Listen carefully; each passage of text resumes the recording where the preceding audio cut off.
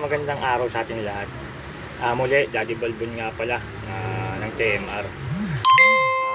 Shoutout nga pala sa ating owner na si Inday Charing at sa mga co-admin at sa mga nakikinig ngayon dyan sa baba. Gusto ko lang bumati ng maligayang tangina, nag-birthday ka pala, Gabs. Hindi ako na-inform. Napadpad ka na ng lupa, piling mo tao ka na.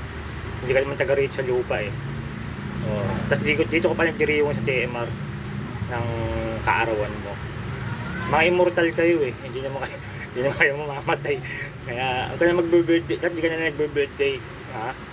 Sa susunod eh. Last na bati ko na sa ito, hindi na ako babati sa'yo. Hayop ka.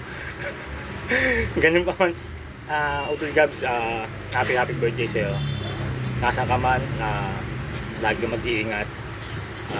Pag-ingatan mo lagi sarili mo. May edad ka na. Tumatanda na rin tayo.